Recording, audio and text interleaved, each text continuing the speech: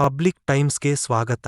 ಭ್ರಷ್ಟಾಚಾರದಲ್ಲಿ ಈ ಕ್ಷೇತ್ರದ ಶಾಸಕ ಮತ್ತು ತಹಸೀಲ್ದಾರ್ ಭಾಗಿಯಾಗಿದೆ. ಕ್ಷೇತ್ರದ ಶಾಸಕ ಯಾವುದೋ ಒಂದು ಕಾರ್ಯಕ್ರಮದಲ್ಲಿ ಬಾಯಿಗೆ ಬಂದಂಗೆ ಮಾತಾಡಿದ್ದಾನೆ, ಅವಾಚ್ಯ ಶಬ್ದಗಳನ್ನು ಮಾತಾಡಿದ್ದಾನೆ. ನಾನು ಅವಾಚ್ಯ ಶಬ್ದಗಳನ್ನು ಮಾಡಿದ್ರೆ ಅವನಕಿನ್ನ ಸಣ್ಣ ವಾಕಣ್ಣ ಅಂತೇಳಿ ನಾನೇನು ಯಾವುದೋ ಅವಾಚ್ಯ ಶಬ್ದ ಬಳಸೋಕ್ಕೆ ಹೋಗೋದಿಲ್ಲ. ಈ ಕ್ಷೇತ್ರದಲ್ಲಿ ಕಾನೂನು ವ್ಯವಸ್ಥೆ ಸಂಪೂರ್ಣವಾಗಿ ಹದಗೆಟ್ಟೋಗಿದೆ. ಹೊಂದಾಣಿಕೆ ಆಮೇಲೆ ಇಸ್ಪಿಟ್ ಅಡ್ಡೆಗಳು ರಜಾರೋಷವಾಗಿ ನಡೀತಾವೆ. ಹಣಕ್ಕೆ ಡಿಮಾಂಡ್ ಮಾಡುತ್ತಿದ್ದಾರೆ. ಇಲ್ಲಿ ಸ್ವಿಮ್ಮಿಂಗ್ ಪೂಲ್ ಮಾಡ್ತಾ ಇಲ್ಲ, ತನ್ನಲ್ಲಿ ಸ್ವಿಮ್ಮಿಂಗ್ ಪೂಲ್ ಮಾಡ್ಕೊಳ್ತಾರೆ ತನ್ನ ರೆಸಾರ್ಟ್ನಾಗ. ಕಾಂಟ್ರಾಕ್ಟ್ ಕರೆಸಿದ್ರೆ ನನಗೇನು ಕೊಡೋಕ್ಕಾಗಲ್ಲ ಅಂತ ಹೇಳಿದ್ರು. ನೀವು ಕೊಟ್ಟರೆ ಮಾಡಿ, ಇಲ್ಲಾಂದ್ರೆ ಹೊರಗೆ ಹೋಗಂತ ಕಳಿಸಿದ್ರು. ಮಾಮೂಲಿ ಎತ್ತಕ್ಕದ ಈ ಒಂದು ಕ್ಷೇತ್ರದ ಶಾಸಕರ ಉದ್ಯೋಗ ಆಗಿದೆ ವಿನಃ ನಾನು ಅನೇಕ ಬಾರಿ ಈ ಕ್ಷೇತ್ರದಲ್ಲಿ ಅಕ್ರಮ ಮರಳು ದಂಧೆ ಬಗ್ಗೆ ಕೂಡ ಮಾತನಾಡಿದ್ದೀನಿ. ಆಮೇಲೆ ಇಸ್ಪಿಟ್ ಅಡ್ಡೆಗಳು ರಜಾರೋಷವಾಗಿ ನಡೀತಾವೆ. ತದನಂತರ ಈ ಮೊನ್ನೆ ನಡೆದಂಥ ಉರ್ಸ್ನಲ್ಲಿ ಟೆಂಡರ್ ಕರಿತೀವಿ ಅಂಥೇಳಿ ಇದೇ ತಹಸೀಲ್ದಾರು ಮತ್ತು ಈ ಕ್ಷೇತ್ರದ ಶಾಸಕರು ಏನು ಮಾಡಿದರು, ಟೆಂಡರ್ ಕರಿಗೊಡಲಿಲ್ಲ. ಟೆಂಡರ್ ಹಾಕಿದರೆ ಸುಮಾರು ಆ ಚಕ್ರಗಾಲಿ ಇದು ಆಮೇಲೆ ಏನೇನೋ ಕುರ್ಚಿ ಆಟ ಅಂತ ಇರ್ತಾವಂತಲ್ಲ, ಅವಕ್ಕೆ ಒಂದು 25 ಲಕ್ಷ ರೂಪಾಯಿ ಟೆಂಡರ್ ಮಾಡೋರು ಇಲ್ಲೇ ಲೋಕಲ್ದವರು ತಯಾರಿದ್ರಂತ. ಅದು ನನಗೇರ ಮಾಹಿತಿ. ಆದ್ರೆ ಇದೇ ತಹಸೀಲ್ದಾರ ಏನು ಹೇಳಿದ್ದಾನೆ, ನಾವು ಹೊರಗಿನ ರಾಜ್ಯದವ್ರಿಗೆ ಯಾರಿಗೂ ಕೊಡೋದಿಲ್ಲ, ಇಲ್ಲಿವರೆಗೂ ಕೊಡ್ತೀವಿ ಅಂತ ಹೇಳಿ ಏನು ಮಾಡಿದ್ರು, ಕೇವಲ 10 ಲಕ್ಷ ರೂಪಾಯಿ ಕೊಟ್ಟು ಇನ್ನು ಉಳಿದದ್ದು ಹೆಚ್ಚಿನ ಹಣ ಬೇರೆ ರೂಪದಲ್ಲಿ ಪಡೆದು, ಹಣದ ಕ್ಯಾಶ್ ರೂಪದಲ್ಲಿ ಪಡೆದು ಈಗೇನಪ್ಪ ಅಂತಂದ್ರೆ ಈ ಕ್ಷೇತ್ರ ಔಟ್ ಆಫ್ ಸ್ಟೇಟ್ನವರು ಮಹಾರಾಷ್ಟ್ರದವ್ರಿಗೆ ಕೊಟ್ಟಿದ್ದಾರೆ. ಅದನ್ನು ಹೆಚ್ಚಿನ ಹಣಕ್ಕೆ ಮಹಾರಾಷ್ಟ್ರದವ್ರು ಕೊಟ್ಟು ಇಲ್ಲಿ ಲೆಕ್ಕ ತೋರಿಸಿದ್ದು 10 ಲಕ್ಷ. ಇದರಲ್ಲಿ ಈ ಭ್ರಷ್ಟಾಚಾರದಲ್ಲಿ ಈ ಕ್ಷೇತ್ರದ ಶಾಸಕ ಮತ್ತು ತಹಸೀಲ್ದಾರ್ ಭಾಗಿಯಾಗಿದ್ದಾರೆ. ಅದರ ಜೊತೆಯಲ್ಲಿ ಪ್ರತಿ ಅಂಗಡಿಗೆ 5,000 10,000 ಹೆಂಗೆ ಬೇಕಂಗೆ ಮನುಷ್ಯ ಹೆಚ್ಚು 15,000 ಯಾವ ರೀತಿ ಹಣ ಪಡೆದಾರೆ ಅಂದರೆ ದೇಣಿಗೆ ಅಂತದ್ದು. ಯಾವಾಗಲೂ ದೇಣಿಗೆ ಪಡೆಯೋರು ಯಾರು ಪಡಿತಾರ? ಯಾವುದೋ ಟ್ರಸ್ಟೋ ಯಾವುದೋ ಸಂಸ್ಥೆಯೋ ಏನೇ ಇದ್ದವ್ರು ಪಡಿತಾರೆ. ಆದರೆ ತಹಸೀಲ್ದಾರ್ ಕಚೇರಿಯವರೇ ವಸೂಲು ಮಾಡಬೇಕಾದ್ರೆ ದೇಣಿಗೆ ಅಂಥೇಳಿ ರಿಸಿಪ್ಟ್ ಕೊಟ್ಟಿದ್ದಾರೆ. ತಹಸೀಲ್ದಾರ್ ದೇಣಿಗೆ ಕೊಡೋಕ್ಕೆ ಬರಲ್ಲ, ರಸೀದಿ ಕೊಡ್ಲಿಕ್ಕೆ ಬರುತ್ತೆ. ದೇಣಿಗೆ ಅಂತ ತೊಗೊಳಕ್ಕೆ ಬರಲ್ಲ. ಅವರು ತಮ್ಮ ಕಚೇರಿಯಿಂದ ರಸೀದಿಯನ್ನು ಕೊಡಬೇಕಾಗುತ್ತೆ. ಅಷ್ಟೇ ಅಲ್ಲ, ಒಂದೊಂದು ಶಾಪ್ಗೆ ಒಂದು ದಿನಕ್ಕೆ 700 ರೂಪಾಯಿ ಕರೆಂಟ್ ಬಿಲ್ ವಸೂಲು ಮಾಡಿದ್ದಾರೆ. ಅದಕ್ಕೇನೂ ಇದು ಇಲ್ಲ, ರಸೀದಿ ಇಲ್ಲ, ಯಾವುದೇ ಬಿಲ್ ಇಲ್ಲ, ಅಥವಾ ಟೆಂಪ್ರರಿ ಕನೆಕ್ಷನ್ ಅಂತಿಲ್ಲ, ಏನೂ ಇಲ್ಲ.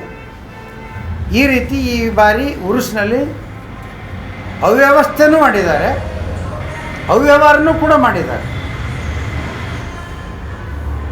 ಆದ್ದರಿಂದ ಮೊನ್ನೆ ನಾನು ಇಲ್ಲಿ ನಮ್ಮ ಮಾಧ್ಯಮದವ್ರಿಗೆ ಹೇಳಿಕೆ ಕೊಟ್ಟಾಗ, ಮೊನ್ನೆ ಈ ಕ್ಷೇತ್ರದ ಶಾಸಕ ಯಾವುದೋ ಒಂದು ಕಾರ್ಯಕ್ರಮದಲ್ಲಿ ಬಾಯಿಗೆ ಬಂದಂಗೆ ಮಾತಾಡಿದ್ದಾನೆ, ಅವಾಚ್ಯ ಶಬ್ದಗಳನ್ನು ಮಾತಾಡಿದ್ದಾನೆ. ನಾನು ಅವಾಚ್ಯ ಶಬ್ದಗಳನ್ನು ಮಾಡಿದ್ರೆ ಅವನಕಿನ್ನ ಸಣ್ಣ ವಾಕಣ್ಣ ಅಂತೇಳಿ ನಾನೇನು ಯಾವುದೋ ಅವಾಚ್ಯ ಶಬ್ದ ಬಳಸೋಕ್ಕೆ ಹೋಗೋದಿಲ್ಲ.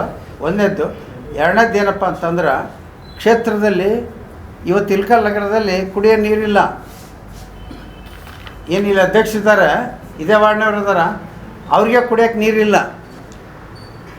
ಈ ಕ್ಷೇತ್ರದಲ್ಲಿ ಕಾನೂನು ವ್ಯವಸ್ಥೆ ಸಂಪೂರ್ಣವಾಗಿ ಹದಗೆಟ್ಟೋಗಿದೆ. ಈಗ ತಾನೇ ಒಂದು ಪ್ರಕರಣವನ್ನು ನಾನು ಪವರ್ ಟಿವಿಯವರು ಪ್ರಚಾರ ಮಾಡಿದ್ದು ನಾನು ನೋಡಿದೆ. ಇಲ್ಕಲ್ ಠಾಣಾ ವ್ಯಾಪ್ತಿಯಲ್ಲಿ ಒಬ್ಬ ಅಪ್ರಾಪ್ತ ಬಾಲಕಿಯ ಮೇಲೆ 3 ಜನ ಅಪ್ರಾಪ್ತ ಬಾಲಕರು ಅತ್ಯಾಚಾರ ಮಾಡಿದ್ದಾರಂತೆ. ನಾನು ಹೇಳಕ್ಕೆ ಇಷ್ಟಪಡ್ತಾನೆ, ಈ ಕ್ಷೇತ್ರದಲ್ಲಿ ತಹಸೀಲ್ದಾರನ್ನ ಏನು ಹೇಳ್ತಾ ಇದ್ರು, ಈ ಕ್ಷೇತ್ರದ ಶಾಸಕ ಭಾರಿ ಹೊಗಳ್ತಾ ಇದ್ರು ವೇದಿಕೆ ಮೇಲೆ. ಯಾತಕ್ಕಾಗಿ ಅಂತಂದರೆ, ಇಬ್ಬರು ಹೊಂದಾಣಿಕೆಯಿಂದ ಇಲ್ಲಿ ಬರೀ ತಹಸೀಲ್ದಾರ್ ಕಚೇರಿ ಅಷ್ಟೇ ಅಲ್ಲ, ಈ ನಮ್ಮ ಇಲ್ಕಲ್ ಮುನ್ಸಿಪಾಲ್ಟಿನೂ ಕೂಡ ಅದೇ, ಇನ್ನುಳಿದ ಕಚೇರಿಯಲ್ಲಿಯೂ ಕೂಡ ಪ್ರತಿ ತಿಂಗಳು ಮಾಮೂಲಿ ಎತ್ತಕ್ಕದ ಈ ಒಂದು ಕ್ಷೇತ್ರದ ಶಾಸಕರ ಉದ್ಯೋಗ ಆಗಿದೆ ವಿನಃ ಮತ್ತು ಬೇರೆ ಏನೂ ಇಲ್ಲ. ಇಲ್ಲಿ ಅಭಿವೃದ್ಧಿ ಶೂನ್ಯವಾಗಿದೆ. ಕಾನೂನಂತೂ ಈ ರಾಜ್ಯದಲ್ಲಿ, ಈ ತಾಲೂಕಿನಲ್ಲಿ, ಈ ಜಿಲ್ಲೆಯಲ್ಲಿ ಸಂಪೂರ್ಣವಾಗಿ ಕುಸಿದು ಹೋಗಿದೆ. ಇಲ್ಲಿ ಸರ್ಕಾರ ಇದೆಯೋ ಇಲ್ಲೋ ಗೊತ್ತಿಲ್ಲ, ಆದರೆ ಅಧಿಕಾರ ಮತ್ತು ದರ್ಪ ಮಾತ್ರ ಇದೆ. ಪೊಲೀಸ್ರ ಡ್ಯೂಟಿ ಏನಂತಂದ್ರೆ, ಇವ್ರಿಗೆ ಒಂದು ಯಾವುದೋ ಒಂದು ನಿಗಮ ಅಧ್ಯಕ್ಷ ಕೊಟ್ಟರಂತ ಇವರಿಂದನೇ ಮುಂಜಾನೆಯಿಂದ ಸಂಜೆ ತನಕ ಸೆರೆನ ಹಾಕೊಂಡು ಓಡಾಡೋದು, ಅಷ್ಟು ಬಿಟ್ಟರೆ ಸಾರ್ವಜನಿಕ ರಕ್ಷಣೆ ಏನಿಲ್ಲ.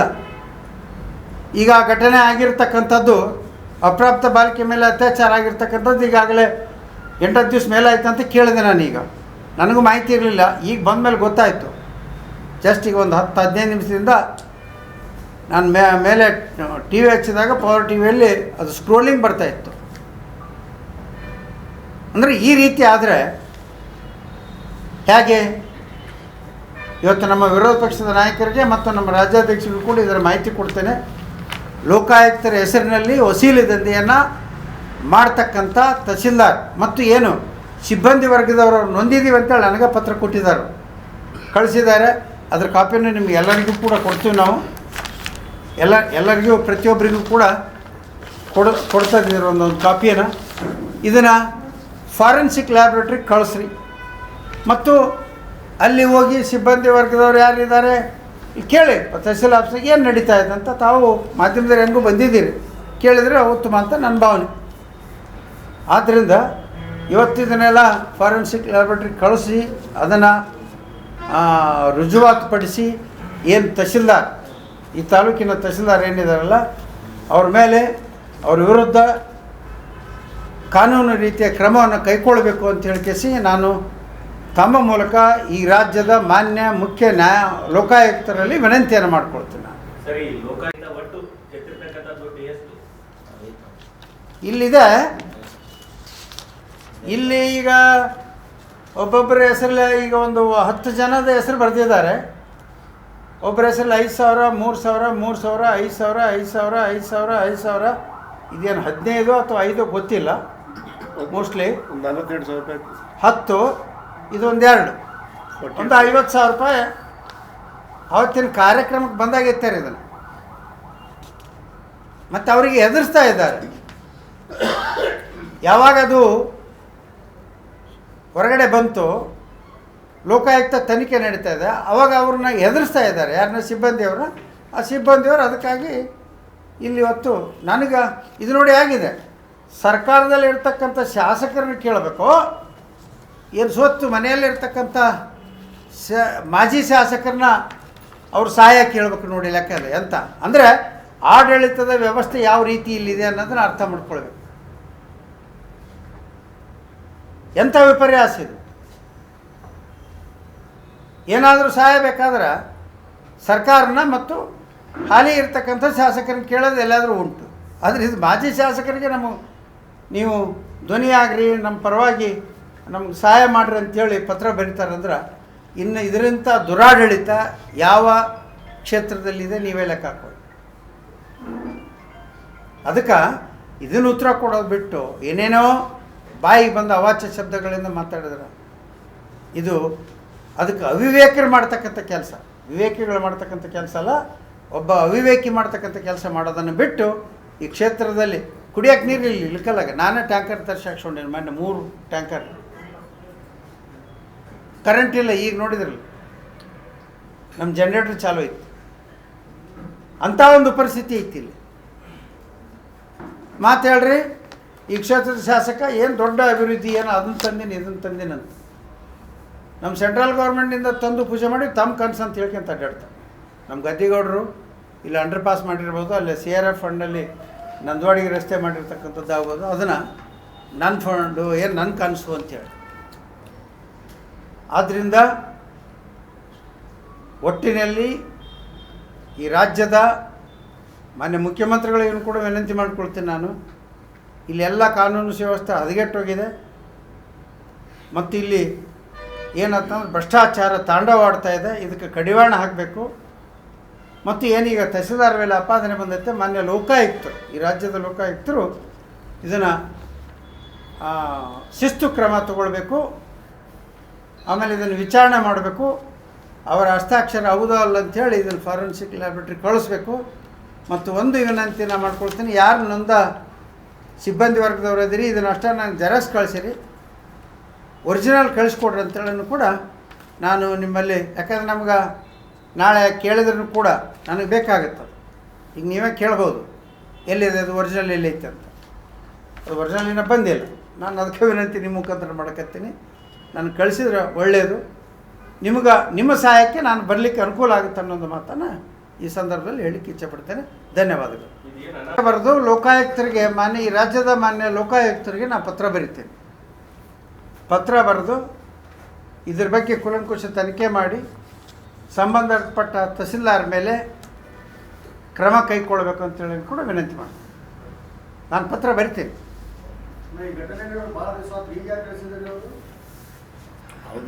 ಅಲ್ಲ, ಈಗ ನನಗೆ ನಿನ್ನೆ ಬಂದೈತೆ, ನಾನು ಇವತ್ತು ಸುದ್ದಿಗೋಷ್ಠಿ ಮಾಡ್ತಾಯಿದ್ದೆ. ಅದು ಯಾರು ಅಂತ ಅವ್ರ ಹೆಸರನ್ನು ಹಾಕಿಲ್ಲ. ಅವರು ಹಾಕಿದ್ರೆ ನಾನು ಏನಾದ್ರು ಮಾತಾಡ್ಬೋದಾಗಿತ್ತು. ಇದ್ರ ಬಗ್ಗೆ ತಾವಲ್ಲೇ ತಹಸೀಲ್ ಕಚೇರಿಯಲ್ಲಿ ಕೇಳಿದ್ರೆ ನಿಮಗೇನು ಮಾಹಿತಿ ಸಿಕ್ಕರೂ ಸಿಗ್ಬೋದು.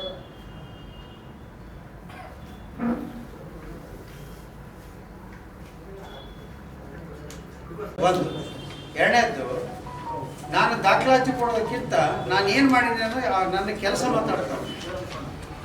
ಇಲ್ಕಲ್ ನಗರಕ್ಕೆ 24/7 ಮಾಡಿದರೆ ಅದಂತ ಜನನೇ ಮಾತಾಡ್ತಾರೆ. ನೀರಾವರಿ ಯೋಜನೆ ತಂದವರು ಯಾರು?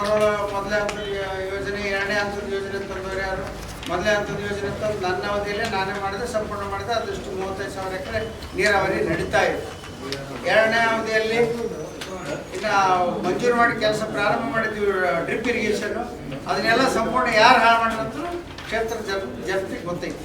ಒಂದು ಕಾಲೇಜ್ ಬಿಲ್ಡಿಂಗ್ ಇರ್ಬೋದು, ರಸ್ತೆಗಳಿರ್ಬೋದು, ಕುಡಿಯೋ ನೀರಿನ ಯೋಜನೆಗಳಿರ್ಬೋದು, ಅವೆಲ್ಲ ಯೋಜನೆಗಳು ಯಾರ್ಯಾರು ತಂದರೆ ಯಾವ ಅವಧಿಯಲ್ಲಿ ಅನ್ನೋದು ಜನರಿಗೆಲ್ಲರಿಗೂ ಗೊತ್ತೈತೆ. ಆ ಕೆಲಸಗಳು ಈಗೇನು ಇದಾವಲ್ಲ ಅವು ಮಾತಾಡ್ತಾರೆ. ಇವನು ಮುಂದೋಗಿ ನಾವು ಸೆಡ್ಯೂಲ್ ತೊಗೋಬೇಕಾಗಿಲ್ಲ. ಇವನು ಏನದಾವ, ಏನು ಮಾಡ್ಯಾನ ತೋರಿಸ್ಬೇಕಲ್ಲ. ಏನೂ ಇಲ್ಲ, ಹೊಗಳ ಬಿಡೋದು ಅಷ್ಟೇ ಕೆಲಸ. ಅವಾಚ್ಯ ಶಬ್ದಗಳನ್ನು ಮಾತಾಡೋದು ಅಷ್ಟೇ ಕೆಲಸ.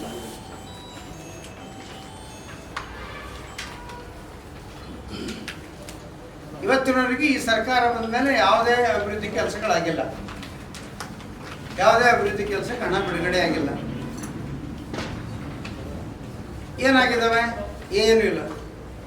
ಇಲ್ಲೇ ಆತನಲ್ಲಿ ನೀರಿಲ್ಲ ಸರಿಯಾಗಿ. ಈ ಯೋಜನೆ ಸ್ವಲ್ಪ ಯಾರು ಮಾತಾಡ್ಬೇಡಿ.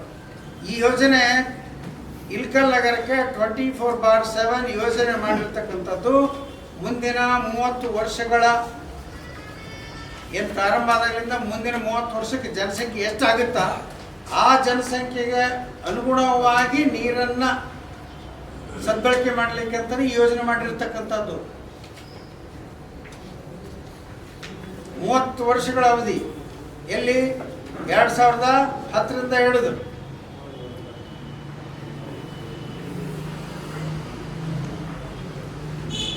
ಇಲ್ಕಲ್ ನಗರದಾಗ ಕಾಲೇಜುಗಳು ಮಾಡಿದ್ದೀವಿ, ಹುನಗುಂದ ನಗರದಾಗ ಕಾಲೇಜ್ ಮಾಡಿದ್ದೀವಿ, ಇಡೀ ತಾಲೂಕಿನಲ್ಲಿ ಮೇಜರ್ ರಸ್ತೆಗಳೆಲ್ಲವನ್ನೂ ಮಾಡಿದ್ವಿ.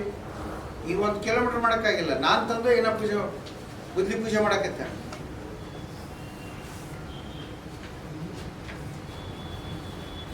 ಹುನಗುಂದ ನಗರದಾಗ ಆ ರಸ್ತೆ ಅಗಲೀಕರಣ ಮಾಡಿ ಸಿಂಗಲ್ ರೋಡ್ ಇತ್ತು, ಹೋಗೋದು ಬರೋದು. ಅದು ಚತುಷ್ಪಥ ಅಂದರೆ 2 ಹೋಗೋದು 2 ಬರೋದು ಮಾಡಿದ್ವಿ ನಾವು. ಈಗೆಲ್ಲ ಅಲ್ಲ ಕರೆಂಟಿನ ಕಂಬಕ್ಕೆ ಬಣ್ಣ ಹಚ್ಚಿ ಉದ್ಘಾಟನೆ ಮಾಡೋದು. ಕರೆಂಟಿನ ಕಂಬಕ್ಕೆ ಬಣ್ಣ ಹಚ್ಚಿ ಹುನಗುಂದ ನಗರದ ಉದ್ಘಾಟನೆ ಮಾಡ್ಯಾರ. ಅದನ್ನು ಹೇಳ್ತೀನಿ, ಕ್ಷೇತ್ರದ ಅಭಿವೃದ್ಧಿ ಕಡೆ ಲಕ್ಷ್ಯ ಇಲ್ಲ. ಏನಿದ್ರು ಸ್ವಂತದ ಅಭಿವೃದ್ಧಿ ಆಗಬೇಕು. ಆದ್ದರಿಂದ ಪ್ರತಿಯೊಂದು ಡಿಪಾರ್ಟ್ಮೆಂಟ್ನಿಂದ ಹಣ ವಸೂಲಿದ್ದಂತೆಗೆ ಈ ಕ್ಷೇತ್ರದ ಶಾಸಕ ನಿಂತಾರೆ. ಬೇರೆ ಏನು ಕೆಲಸ ಇಲ್ಲ. ಅದನ್ನ ಜನ ಅರ್ಥ ಮಾಡ್ಕೊಂಡು ಅಷ್ಟೇ ವಿನಂತಿ. ಮರಳುಗಾರಿಕೆಯೂ ಅವ್ಯಾಹತವಾಗಿ ನಡೀತಾ ಇದೆ ಅಂತ. ಮರಳುಗಾರಿಕೆನೂ ಸಂಪೂರ್ಣವಾಗಿ ಅವ್ಯಾಹತವಾಗಿ ನಡೀತಾ ಇದೆ. ಇಲ್ಲೇ ಈಗ ಹೋದ್ರೆ ನೀವು ಇಲ್ಲಿ ಗದ್ದಿಗೆ ಹತ್ರ ಕಾಣುತ್ತಿಲ್ಲ. ನಮ್ಮ ಮಾನ್ಸೂನ್ ಗದ್ದಿಗೆ ಹಿಂದ್ಗಡೆ ಹೋಗ್ತೀವಿ. ಅಲ್ಲ, ಪೊಲೀಸರೇ ನೇರವಾಗಿ ನಿಂತು ಮಾಡಿಸ್ತಾ ಇದ್ದಾರೆ ಅನ್ನೋ ನಿಟ್ಟಿನಲ್ಲಿ. ಅಲ್ಲ, ಈಗ ಎಲ್ಲ ಡಿಪಾರ್ಟ್ಮೆಂಟ್ ಮತ್ತಿಗೆ ಅವ್ರು ಪೊಲೀಸರಿಗೆ ವಸೂಲಿ ಮಾಡಕತ್ತಾರೆ. ಅವ್ರು ಎಲ್ಲಿಂದ ವಸೂಲಿ ಮಾಡೋದು? ಪೊಲೀಸರಿಗೆ ಶಾಸಕನ ಕುಂತು ವಸೂಲಿ ಮಾಡಕತ್ತದ, ಪೊಲೀಸರು ಎಲ್ಲಿಂದ ವಸೂಲಿ ಮಾಡೋದು? ಅಲ್ಲಿ ಅವ್ರು ಯಾರ ಅಕ್ರಮದಂತೆ ಮಾಡ್ತಾರೆ, ಅವ್ರ ಕಡೆಯಿಂದ ವಸೂಲಿ ಮಾಡ್ತಾರೆ. ಇನ್ಸ್ಪೆಕ್ಟರ್ ಆಡಿಸ್ತಾರ, ಇಲ್ಲ ಓಸಿನರ್ ಆಡಿಸ್ತಾರ, ಇಲ್ಲ ಮರಳು ಕಳತಲ್ಲಿ ಯಾರು ಮರಳು ದಂಧೆ ಮಾಡ್ತಾರೆ ಅವ್ರ ಕಡೆಯಿಂದ ವಸೂಲು ಮಾಡ್ತಾರೆ. ಯಾವುದೇ ಕಾಯ್ದೆ ಕಾನೂನು ಈ ಕ್ಷೇತ್ರಗಳಿಗೆ ಏನು ಅಪ್ಲೈನೇ ಆಗೋದಿಲ್ಲ ಅಂತ. ಇಲ್ಲ ಇಲ್ಲ ಇಲ್ಲ, ಇದೊಂಥರ ತುಗ್ಲಕ್ ದರ್ಬಾರ್. ಈ ಕ್ಷೇತ್ರಕ್ಕೆ ಏನಪ್ಪ ಅಂತಂದ್ರೆ ಇವ್ರು ಕಾಶ್ಯಪ್ನವ್ರು ಬಂದಾಗೆಲ್ಲ ತುಗ್ಲಕ್ ದರ್ಬಾರ್. ಜನರ ಕಾಳಜಿ, ಕ್ಷೇತ್ರದ ಅಭಿವೃದ್ಧಿ ಬಗ್ಗೆ ಕಾಳಜಿ ಇಲ್ಲ. ಮಾತೆತ್ತಿದ್ರೆ ಅಬ್ಬರದ ಮಾತು ಅಷ್ಟೇ, ಏನು ಸೊಕ್ಕಿನ ಮಾತು. ನಾನು ಹೋರಾಟ ಮಾಡ್ತೀವಿ, ಹೋರಾಟ ಪ್ರಸಂಗ ಬಂದಾಗ ಮಾಡೇ ಮಾಡ್ತೀವಿ. ಯಾವಾಗ ಬರುತ್ತೆ ಸರ್? ಈಗ ನೀವೇ ಹೇಳ್ತಾ ಇದ್ದೀರಿ ಸರ್, ಮರಳು ಗಣಿಗಾರಿಕೆ ನಡೀತಾ ಇದ್ದಾವಾಗ ಇಸ್ಪೀಟ್ ಅಡ್ಡೆಗಳು ನಡೀತಾ ಇದ್ದಾವೆ ಕೊಟ್ಟಿದ್ದೀವಿ ನಾವು. ಈಗ ನಾವೇನು ಮಾಡಿದ್ರು ಮೇಲಾಧಿಕಾರಿಗಳಿಗೆ ನಾವು ನಮ್ಮ ಕಾರ್ಯಕರ್ತರು ಈ 2 ಸಲ ಜಿಲ್ಲಾಧಿಕಾರಿಗಳಿಗೆ 4 ಸಲ ಕೊಟ್ಟು ಬಂದಿವಿ. ಜಿಲ್ಲಾಧಿಕಾರಿಗಳು ಸುಮ್ಮನೆ ಕೂತಾರೆ, ಅವ್ರಿಗೆ ಯಾರು ಕೈ ಕಟ್ಟಕ್ಕೆ ಗೊತ್ತಿಲ್ಲ. ಈಗ ನೋಡ್ರಿ, SP ಅವರಿಗೂ ಕೆಲವು ಘಟನೆಗಳ ಬಗ್ಗೆ ಹೇಳಿದ್ವಿ, ಮರಳು ದಂಧೆ ಬಗ್ಗೆ. ಎಲ್ಲೆಲ್ಲಿ ನಡೀತದೆ ಸರ್ ನಿಮ್ಗೆ ಗೊತ್ತಿದ್ದಂಗೆ ಮರಳು ದಂಧೆ? ಇಲ್ಲಿ ಈಗ ನಿಡ್ಸೂರು ಹತ್ರ ನಡೀತದ, ಇಲ್ಲೇ ತೊಂಡಾಳ ಹತ್ರ ನಡೀತದ, ಇಲ್ಲೇ ಈ ನಮ್ಮ ಮಾನಸ್ವಾಮಿ ಗದ್ದಿಗೆ ಹತ್ರ ನಡೀತದ.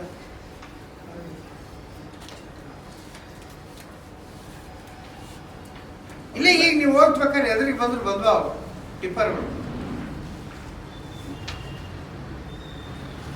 ಕ್ಷೇತ್ರದಾದ್ಯಂತ SC ಕೇಸ್ಗಳನ್ನು ಕಡಿಮೆ ಇಲ್ಲ ಸರ್? ಅಟ್ರಾಸಿಟಿ ಕೇಸ್ಗಳು ಹಾವಳಿ ನಿಂತಿದೆ. ಅಟ್ರಾಸಿಟಿ ಕೇಸ್ಗಳು ಅದಾವ ಅದೊಂದು ಬಿಟ್ರಿ ಏನಿಲ್ಲ ಬೇರೆ.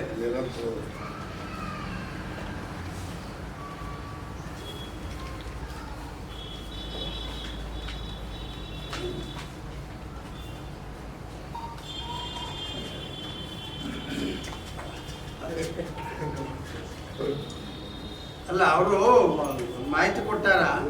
ಮಾಹಿತಿ ಹಕ್ಕಿನಡಿಯಲ್ಲಿ ಅವ್ರ ತಮ್ಮನ ದೇವಾನಂದ ಕಾಶ್ಯಪ್ಪ ಲೆಕ್ಕಪತ್ರ ನಗರಸಭೆ ಲೆಕ್ಕ ಕೇಳ್ಯಾರ. ಅವ್ರ ತಮ್ಮನ ಸ್ವತಃ ಮಾಹಿತಿ ಹಕ್ಕಿನಡಿ ಅರ್ಜಿ ಹಾಕ್ಯಾರ ನಗರಸಭೆಗೆ. ಅವ್ರ ತಮ್ಮನ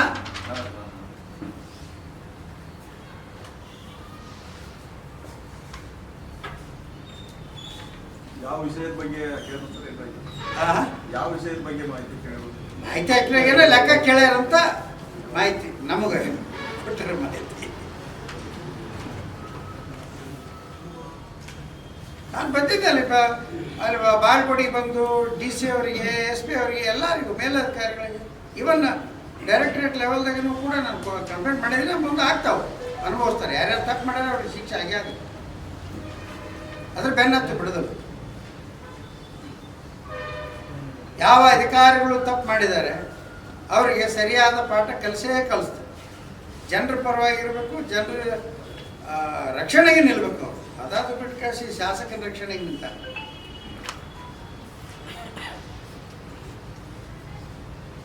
ಮತ್ತಿಲ್ಲ ಈ ತಾಲೂಕಿನಾಗ ಏನಾಯ್ತು ಅಂತಂದ್ರೆ ಯಾರೇ ಏನೇ ಮಾಡಿಸ್ಲಿ, ಇದು ಈ ಕ್ಷೇತ್ರದ ಶಾಸಕನ ಅವ್ರ ಅಪ್ಪನ ಮನೆ ಆಸ್ತಿ ಏನೋ ಗೊತ್ತಿಲ್ಲ, 5-5 ಲಕ್ಷ ರೂಪಾಯಿ ತಂದು ಕೊಡ್ಬೇಕಂತ ಕಂಪಲ್ಸರಿ.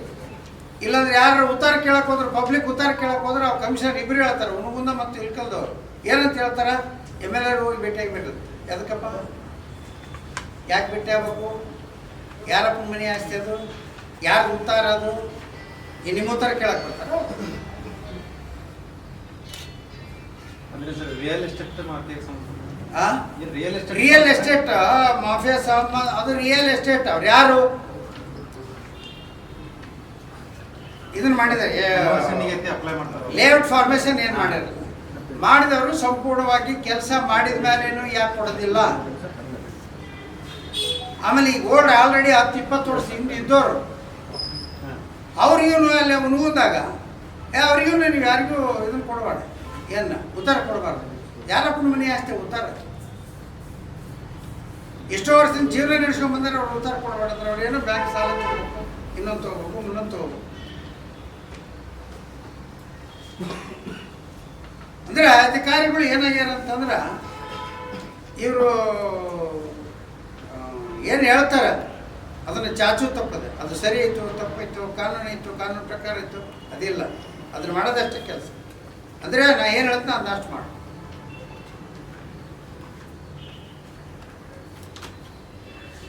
ಈ ರೀತಿ ವರ್ತನೆ ಆದರೆ ಜನರ ಈ ಕ್ಷೇತ್ರದ ಜನರ ಪರಿಸ್ಥಿತಿ ಏನು? ಯಾತಕ್ಕಾಗಿ ಶಾಸಕರಂತ ಆಯ್ಕೆ ಮಾಡಿ ಕಳಿಸ್ತಾರೆ? ನಾವೆಲ್ಲ ಕೇಳಬೇಕಾದ್ರೆ ಮತ್ತೆ ಕೇಳಬೇಕಾದ್ರೆ ನಾವು ನಿಮ್ಮ ಸೇವಕನಾಗಿ ಕೆಲಸ ಮಾಡ್ತೇವೆ, ನಿಮ್ಮಗಳ ಆಶೀರ್ವಾದ ಇರಲಿ ಅಂತ.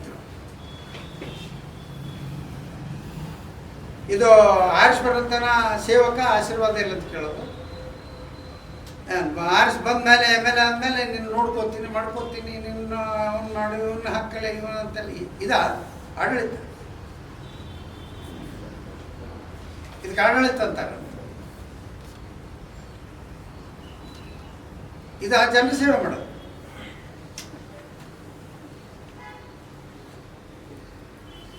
ಯಾವತ್ತು ಮನಸ್ಸು ಹೆಂಗೆ ತುಡಿತಾ ಇರ್ಬೇಕಂದ್ರೆ ಜನರ ಸೇವೆ ಮಾಡೋದಕ್ಕೆ ಮನಸ್ಸು ತುಡಿತಾ ಇರ್ಬೇಕು. ಈ ಕ್ಷೇತ್ರದ ಅಭಿವೃದ್ಧಿ ಮಾಡ್ಬೇಕಂತೇಳಿ ಅದು ತುಡಿತಾ ಇರ್ಬೇಕು. ಅದು ಒಂದು ಪೈಸದ್ದು ಇಲ್ಲ. ಈ ಕ್ಷೇತ್ರದಾಗ ಏನಾದರೂ ಅಭಿವೃದ್ಧಿ ಕೆಲಸಗಳಾಗಿದ್ದರೆ ಅದು ನನ್ನ ಅವಧಿಯಲ್ಲಿ, ನಮ್ಮ BJP ಸರ್ಕಾರದ ಅವಧಿಯಲ್ಲಿ ಮಾತ್ರ. ಅದು ಇಲ್ಲಿ ಈ ಕಾಂಗ್ರೆಸ್ ಸರ್ಕಾರದ ಅವಧಿಯಲ್ಲಿ ಯಾವ್ಯಾವ ಅಭಿವೃದ್ಧಿಗಳೂ ಆಗಿಲ್ಲ ಅನ್ನೋದು ಮಾತನ್ನು ಗಂಡಾಘೋಷವಾಗಿ ಹೇಳ್ತೀನಿ. ಅಭಿವೃದ್ಧಿ ಮಾಡಿದ್ದಾಗ ಅಂತ ಹೇಳ್ತಾರೆ, ಮತ್ತು ಹೊಳ್ಳಿ ಎಲ್ಲವೂ ನಡೀತಾ ಇದೆ. 2000 ಕೊಟ್ಟರೆ ಒಂದು ಕ್ಷೇತ್ರದೊಳಗೆ 224 ಕೋಟಿ ಆಗತ್ತೆ. ಟೋಟಲ್ ಆಗಿ 22,000 ಕೋಟಿ ನಮ್ಮ ಸರ್ಕಾರ ಈ ಗ್ಯಾರಂಟಿ ಯೋಜನೆ ಅಂದ್ರೆ ಎಲ್ಲರಿಗೂ ತಲುಪಾಕತೈತಿ. ನಾವು ಯಾರಿಗೂ ಇದು ಮಾಡಂಗಿಲ್ಲ ಅಂತ ಇಲ್ಲೇ ಕಾಶ್ಯಪ್ನಿಂದ ಮಂದಿ ಭಾಷಣದೊಳಗೆ ಹೇಳಿದ್ದಾರೆ ಸರ್. ಅಲ್ಲ ಎಷ್ಟಾದ್ರಿ? ಯಾರು? ಒಂದು ಕ್ಷೇತ್ರದೊಳಗೆ 224 ಕೋಟಿ ಈ ಕ್ಷೇತ್ರದಾಗ ಒಟ್ಟು ಹಣ ಒಂದು ನಿಮಿಷ ಇದು ನೋಡಿ, ಒಂದು ನಿಮಿಷ ಸತ್ಯ. ಗ್ಯಾರಂಟಿ ಯೋಜನೆ ಘೋಷಣೆ ಮಾಡಿದ್ರೆ ಅವರು ಅದನ್ನ ಮಾಡ್ಬೇಕಾಗಿದ್ದು ಅವ್ರ ಕರ್ತವ್ಯ. ಮಾಡಲಿ, ನಾವೇನಾದ್ರೂ ಅಡ್ಡಿಪಡಿಸಿವೆ, ಮಾತಾಡಿವೆ, ಬೇಡ ಅಂದಿವೆ? ಇಲ್ಲ, ಕೊಡಲಿ, ಕೊಡ್ರಿ.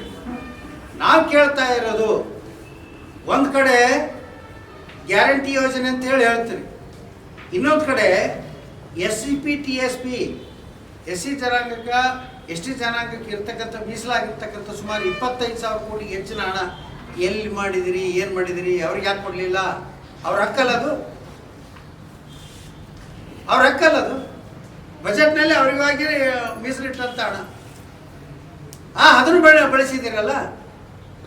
ಇವತ್ತು ಪ್ರತಿ ವರ್ಷನೂ ಮಾನ್ಯ ಮುಖ್ಯಮಂತ್ರಿಗಳು ಲಕ್ಷ ಕೋಟಿ ಸಾಲ ಮಾಡ್ತಾ ಇದ್ದಾರೆ. ಇದೇ 2 ವರ್ಷದಲ್ಲಿ ಎಷ್ಟು ಮಾಡಿದ್ದಾರೆ? ಇವತ್ತು ಕೂಡ ಈ ವರ್ಷದ ಬಜೆಟ್ನಲ್ಲಿ ಹಿಡಿದ್ರೆ 1,12,000 ಕೋಟಿ ಸಾಲ ಇಟ್ಟಿದ್ದಾರೆ. ಈ 3,70,000 ಕೋಟಿ ನಂದು ಬಜೆಟ್ ಅಂತ ದೊಡ್ಡದಾಗಿ ತೋರಿಸ್ತಾರೆ.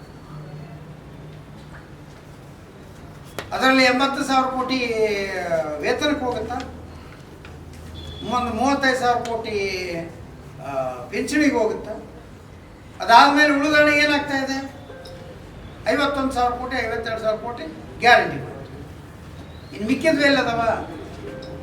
ಜನರಿಗೆ ಕಾಣಂಥ ಪ್ರೋಗ್ರೆಸ್ ಎಲ್ಲೈತಿ? ಅಭಿವೃದ್ಧಿಗಳೆಲ್ಲದವ? ಕಾಣ್ತಾ ಇದೆಯಾ? ರಾಜ್ಯದಲ್ಲಿ ತಾಲೂಕಿನಲ್ಲಿ ಎಲ್ಲಿ ಕಾಣ್ತಾ ಇದೆ? ಮಾತೆತ್ತಿದ್ರೆ ಅದೇ ಗ್ಯಾರಂಟಿದು ಮಾತ್ರ ಹೇಳ್ತಾರೆ. 51,000 ಕೋಟಿ ಖರ್ಚು ಮಾಡಿ, ಉಳಿದದ್ದೆಲ್ಲ ಎಲ್ಲಿ ಹೋಯ್ತು?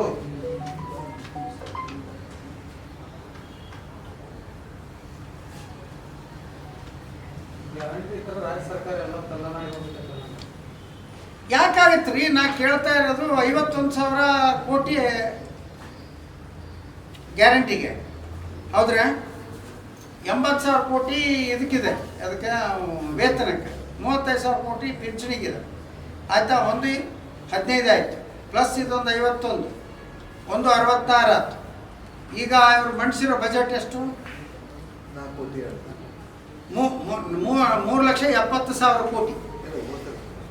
ಅದನ್ನ ಹೋಸರ್ ತಿಳ್ಬೇಕಾಯ್ತು. ಈ ಮುಂದೆ ಅದು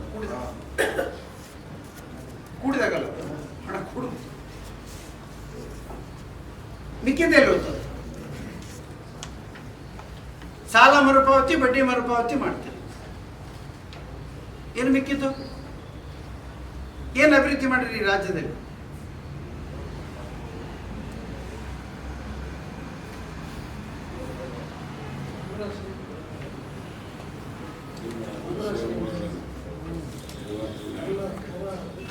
ಮೊನ್ನೆ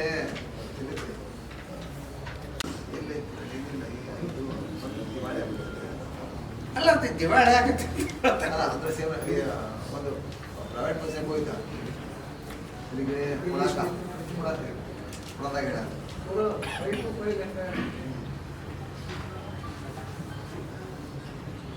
ನೀರಿನ ಟ್ಯಾಕ್ಸ್.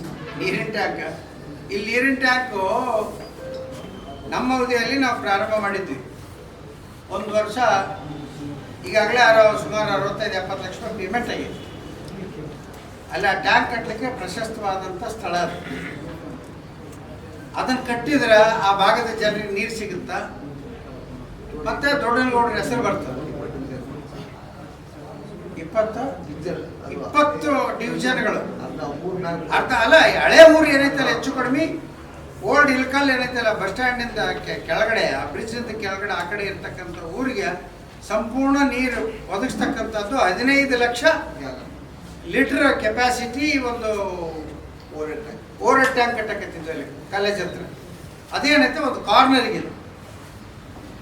ನಮ್ಮ ಅವಧಿಯಲ್ಲೇ ನಗರೋತ್ಥಾನ ಯೋಜನೆಯಲ್ಲಿ ನಾವು ತಂದಿರ್ತಕ್ಕಂಥ ಹಣ ಬದಲಾವಣೆ ಮಾಡಿ ನಾನು ಕ್ರೀಡಾಂಗಣ ಮಾಡ್ತೀನಿ, ಸ್ವಿಮ್ಮಿಂಗ್ ಪೂಲ್ ಮಾಡ್ಕೊಂಡು ಸ್ವಿಮ್ಮಿಂಗ್ ಪೂಲ್ ಆಲ್ರೆಡಿ ಇಲ್ಲಿ ಎಸ್ಎಂದಲ್ಲಿ ಇದೆ. ಇಲ್ಲಿ ಸ್ವಿಮ್ಮಿಂಗ್ ಪೂಲ್ ಮಾಡ್ತಾ ಇಲ್ಲ, ತನ್ನಲ್ಲಿ ಸ್ವಿಮ್ಮಿಂಗ್ ಪೂಲ್ ಮಾಡ್ಕೊಳ್ತಾರೆ ತನ್ನ ರೆಸಾರ್ಟ್ನಾಗ. ಮೊದಲು ಅಲ್ಲಿ ಕಟ್ಬೇಕು, ಆಮೇಲೆ ಬಂದು ಇಲ್ಲಿ ಕಟ್ಬೇಕು. ಆ ಟ್ಯಾಂಕರ್ನ ಯಾಕೆ ನಿಲ್ಸೋಣ? ಅದರಿಂದ ನಿನಗೇನು ತೊಂದರೆ ಇತ್ತಪ್ಪ? ಕ್ರೀಡಾಂಗಣ ಮಾಡ್ತಾರಂತ. ಕ್ರೀಡಾಂಗಣ ಮಾಡಬೇಕಾದ್ರೆ ಅಲ್ಲಿ ಬರೋದೇ ಇಲ್ಲ, ಅದು ಆ ಟ್ರ್ಯಾಕೇ ಬರೋದಿಲ್ಲ. ಯಾಕಂದ್ರೆ ಆ ಕಡೆ ಈ ಕಡೆ KEB ಲೈನ್ಗಳದ. ಈ ಮಧ್ಯದಲ್ಲೇ ಒಂದು ಕಾರ್ನರಲ್ಲಿ ಆ ಜಾಗ ಇದೆ. ಅದು ಸ್ವಲ್ಪ ಹೈಟಿಗೆ ಆಗುತ್ತಾ, ಎಲ್ಲರಿಗೂ ಅನುಕೂಲ ಆಗುತ್ತೆ ಅಂತ ಮಾಡಿರ್ತಕ್ಕ. ಅದನ್ನ ಯಾಕೆ ಬಂದಿಟ್ರಿ? ಅವು ಕಾಂಟ್ರಾಕ್ಟ್ ಕರೆಸಿದ್ರೆ ನನಗೇನು ಕೊಡೋಕ್ಕಾಗಲ್ಲ ಅಂತ ಹೇಳಿದ್ರು. ನೀವು ಕೊಟ್ಟರೆ ಮಾಡಿ, ಇಲ್ಲಾಂದ್ರೆ ಹೊರಗೆ ಹೋಗಂತ ಕಳಿಸಿ ಮುಂದೆ. ಈಗ ಅವ ಕಿತ್ಕೊಂಡು ಹೋಗ್ಬಿಟ್ಟು ಆದ್ರೆ ಆಯ್ತು, ಹೋದ್ರೆ ಹೋಗ್ಬಿಟ್ಟು ನನಗೇನಾಗ್ಬೇಕು? ಕಾಂಟ್ರಾಕ್ಟ್ರಿಗೆ ಏನಾಗುತ್ತೆ? ನನಗೆ ಅಡೆತಡೆ ಮಾಡಿದೆ ಅಂತ ಹೇಳಿದ್ರೆ ನಿಂತ ಬಿಟ್ಟು ಹೋದು. ಇದು ಅಭಿವೃದ್ಧಿ ಮಾಡೋ ಕೆಲಸನ? ಊರಿನ ಜನರಿಗೆ ನೀರು ಬೇಕು. ಅದು ಯಾಕಂದ್ರೆ ಹಳೆ ಟ್ಯಾಂಕ್ ಬಿದ್ದೋಗಿತ್ತು. ಅವ್ರ ಅಪ್ಪರ ಕಾಲದಾಗ ಕಟ್ಟಿದ್ದು 20-25 ವರ್ಷ ಬಂದಿಲ್ಲ. ಅದು ಬಿದ್ದು ಹೋಗ್ಲಿ. ಅದು ಬಿದ್ದೋದ್ಮೇಲೆ ಆ ಕೆಬ್ಬಣೆ ಮೇ ಯಾರು ಮಾಡ್ಕೊಂಡು ತಿಂದರು? ಇವತ್ತಿಗೆ ಮುನ್ಸಿಪಾಲ್ಟಿಗೆ ಲೆಕ್ಕ ಐತಾ?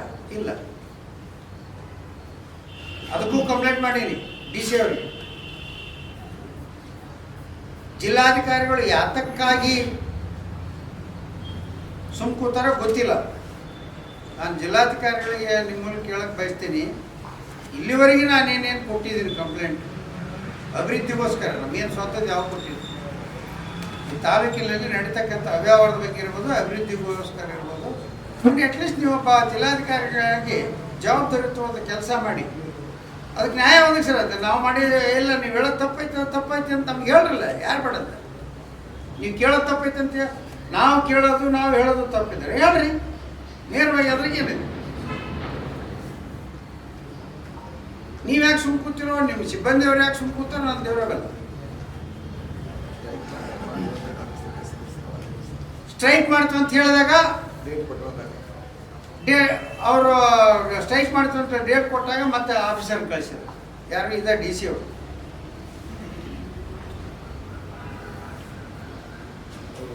ಅದರಿಂದ ಒಂದು ಆ ನೀರಿನ ಟ್ಯಾಂಕಿಂದ ಏನಾಯ್ತು ಅನ್ನೋದ್ರೆ ವರದಿ ನೀವು ತರಿಸ್ತೀನಿ ಅಂತ ಹೇಳ್ತಾ ಇದ್ದೀರಿ. ಬೇಗ ತರಿಸಿ ಅದು ಪ್ರಾರಂಭ ಮಾಡಿಸಿ. ಯಾಕಂದರೆ ಈಗಾಗಲೇ ವರ್ಷ ಮೇಲೆ ಆಯ್ತವ ಬಂದ್ ಮಾಡ್ಕೊಂಡು ಹೋಗಿ. ಈಗ steel, cement rate, labour rate ಹೆಚ್ಚಾಗಿರ್ತದೆ. ಏನು ಮಾಡಬೇಕು? ಮತ್ತು ನಮ್ಮ BJP ಸರ್ಕಾರ 40 ಇರ್ತೀವಿ, ಇವರು 60 80ಕ್ಕೆ ಬಂದಾರೆ. ಇವ್ರ ಪರ್ಸೆಂಟೇಜ್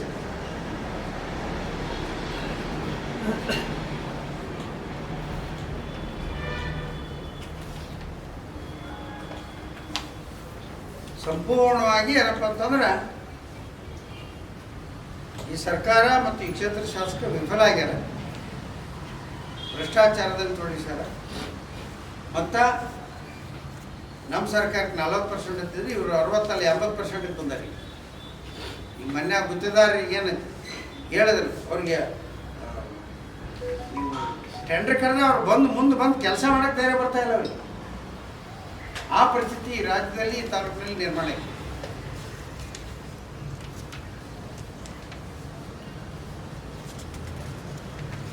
ಮೊನ್ನೆ ಏಕಾಏಕಿ ರಾತ್ರೋರಾತ್ರಿ ಆಲ್ಮಟ್ಟಿ ಡ್ಯಾಮ್ನಿಂದ ನೀರು ಬಿಟ್ಟು ಈ ಭಾಗದ ಜನರಿಗೆ ಕುಡಿಯೋ ನೀರು ಬೇಸಿಗೆ ಕುಡಿಯೋ ನೀರು ಇಲ್ಲ ಅಂತೇಳಿ ಓಡಾಡ್ತಾರೆ. ಆಮೇಲೆ ಈ ರಾಯಚೂರು ಇರ್ಬೋದು, ಗುಲ್ಬರ್ಗ ಇರ್ಬೋದು, ನಮ್ಮ ಬಾಗಲಕೋಟೆ ಇರ್ಬೋದು, ಒಂದು ಬಿಜಾಪುರ ಜಿಲ್ಲೆಗೆ ನೀರಾವರಿ ಯೋಜನೆಗಳು ಹೋಗ್ಯಾವಲ್ಲ. ಇವೆಲ್ಲ ಲಿಫ್ಟ್ ಇರಿಗೇಷನ್ ಇರ್ಬೋದು, ಕೆನಾಲ್ ನೀರಾವರಿ ಇರ್ಬೋದು. ಅವಕ್ಕೆ ನೀರಿಲ್ಲ, ಬೇಸಿಗೆ ನಮ್ಗೆ ಸಮಸ್ಯೆ ಆಗಿತ್ತು ಅಂತ ಹೇಳಿದ್ರೆ ಅದು ಬಿಟ್ಟರು. ಆಂಧ್ರದವರು ಅವರೇ ಮುಖ್ಯಮಂತ್ರಿ, ಕಾಂಗ್ರೆಸ್ ಸರ್ಕಾರ ಐತೆ ಅಂತೇಳಿ ರಾತ್ರೋರಾತ್ರಿ ಕೇಳ್ದ ಬೈ ವರ್ಡ್ ಅಂತ. ಆದೇಶ ಇಲ್ಲ, ಲಿಖಿತ ಆದೇಶ ಇಲ್ಲ. ಇಲ್ಲೂ ಉಪಮುಖ್ಯಮಂತ್ರಿಗಳು ಡಿ ಕೆ ಶಿವಕುಮಾರ್ ಅವರು ಆದೇಶ ಹೇಳಿದ್ರಂತ, ಹೇಳಿದಾಗಲೇ ಬಿಟ್ಬಿಟ್ರು.